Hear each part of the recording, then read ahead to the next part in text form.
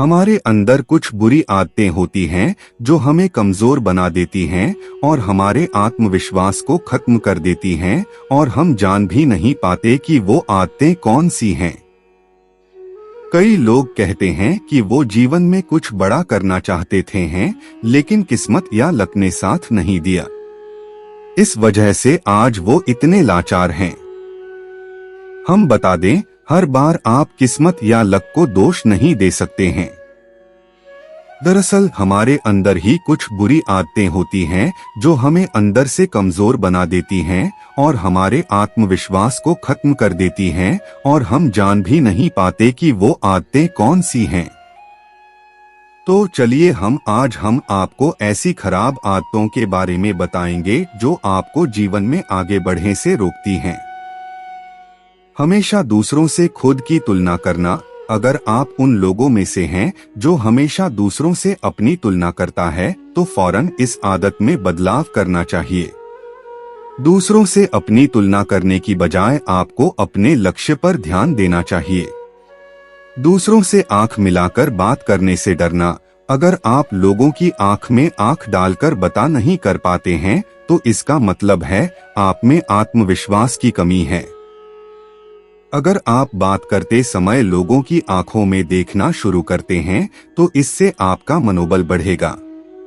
अपने लक्ष्य के बारे में हर किसी को बताना, आप आगे चलकर करियर में क्या करने वाले हैं या आपके ड्रीम क्या हैं, ये निजी और पर्सनल बातें अगर हर किसी को बताते हैं तो उस लक्ष्य तक कभी नहीं पहुंच पाएंगे। समय की कदर नहीं करना। अगर आप समय को लेकर लापरवाह हैं, अगर आप समय की कदर नहीं करते हैं तो आप जीवन में कभी आगे नहीं बढ़ सकते। ऐसे लोग हमेशा पीछे रह जाते हैं। असफलता से डरना।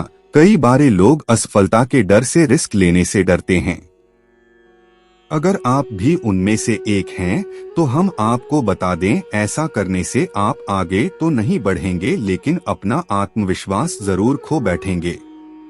दिल की न सुनना। अगर आपको लगता है कि वह ड्रेस आप पर अच्छी लग रही है तो उसे पहने। अगर आपको लगता है कि आप डॉक्टर बनना चाहते हैं तो बने। अगर आपको लगता है कि वह लड़का लड़की सुंदर है तो उससे बात करें। बस अपने दिल की सुने। कई बार हमारे जीवन में वैसा नहीं होता जैसा हम चाहते हैं, हमारी इच्छा के विरुद्ध चीजें हो जाती हैं, पर समय बीतने के साथ हमें एहसास होने लगता है कि जो बात हमें उस वक्त सही नहीं लगती थी उसी बात के लिए आज हम ईश्वर का धन्यवाद दे रहे। तभी तो कहते हैं, जो हुआ अच्छा ही हुआ, जो हो रहा है अच्छा ही हो रहा है और जो होगा वह भी अच्छा ही होगा। आज बहुत ही प्यारी कहानी सुनाता हूँ। एक राजा का विशाल फलों का बगीचा था, उसमें तरह तरह के फल लगे हुए थे और उस बगीचे की देखभाल एक किसान और उसका परिवार किया करता था। किसान उस बगीचे से तैयार और मीठे फल रोज शाम को राजा के लिए ले जाता। एक दिन किसान ने बगीचे में आकर देखा कि नारियल, अमृत, सेब, अंगूर, बेर सब पके हुए थे। किसान सोचने लगा कि कौन से फल आज राजा के लिए लेकर जाऊं। ना जाने उसके मन में क्या आया, उसने अंगूर की टोकरी भरी और राजा के लिए लेकर महल की ओर चल दिया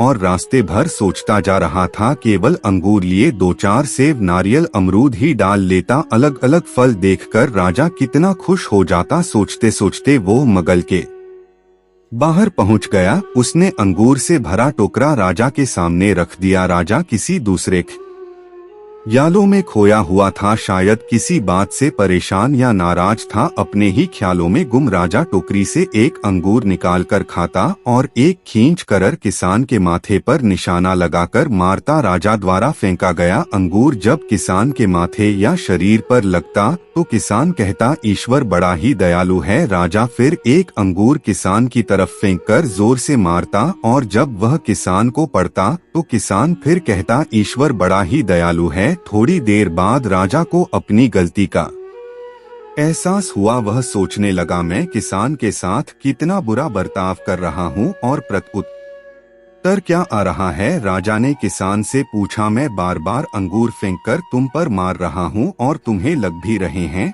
फिर भी तुम कह रहे हो ईश्वर बड़ा ही दयालु है। किसान ने बड़े भोलेपन से उत्तर दिया, महाराज बागान में नारियल, सेब, अंगूर, बेर यह सब तैयार थे, पर मैं अंगूर लाया, मैं वह सारे फल भी ला सकता था, पर ईश्वर की कृपा से ही मुझे ज्ञात हुआ कि मुझे अंगूर ही ले जाने चाहिए। मैं इसका धन्यवाद देता हूँ, क्योंकि अगर मैं दूसरे फल लाता और इसी तरह मुझे जोर से मारते तो मेरा क्या हाल होता। सच में महाराज ईश्वर बड़ा ही दयालु है। दोस्तों, इस जीवन में किसी मोड़ पर सही या आपके हिसाब से घटित घटनाएं ना हो रही तो धैर्य रखना, क्योंकि समय अपने राज समय आने के साथ ही खोलता है, और उस समय हमारे मुंह से यही निकलता है कि जो हुआ अच्छा ही हुआ। फिर मिलेंगे दोस्तों अगली वीडियो के साथ, तब तक के लिए अपना ख्याल रखना और हमेशा मुस्कुराते रहना।